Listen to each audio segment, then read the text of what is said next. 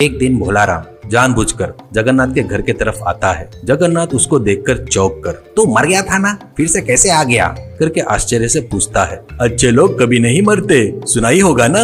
मैं समुद्र में गिरते ही समुद्र के राजा के सिपाही आकर मुझे लेकर गए।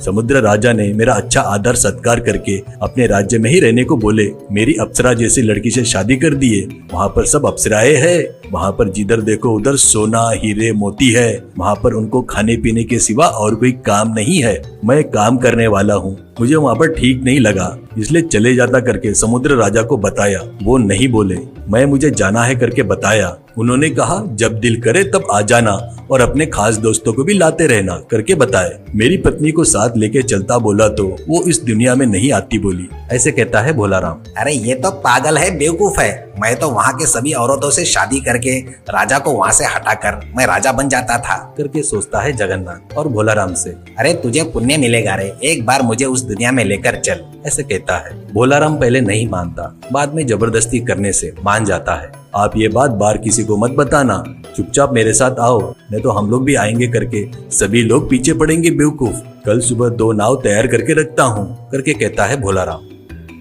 अगले दिन समुद्र के किनारे में 2 नाव तैयार रहते हैं। एक लकड़ी का था और दूसरा मिट्टी का था।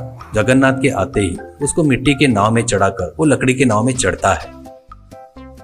दोनों नाव समुद्र में बहुत दूर जाने के बाद भोलाराम अपने चप्पू से जोर जोर से अपने नाव पर मारते हुए, इसकी आवाज से समुद्र के दूत आएंगे, ऐसे कहता है। जमींदार जगन्नाथ इधर उधर देखकर ज्यादा देर बर्दाश्त नहीं कर पाता। मेरे नाव पर मारे तो आवाज ज्यादा आएगा करके खुद के नाव पर चप्पू से जोर जोर से मारते ही वो मिट्टी का नाव टूटकर जमींदार जगन्नाथ समुद्र में डूब जाता है। भोलाराम हंसकर अपने नाव से वापिस आ जाता है।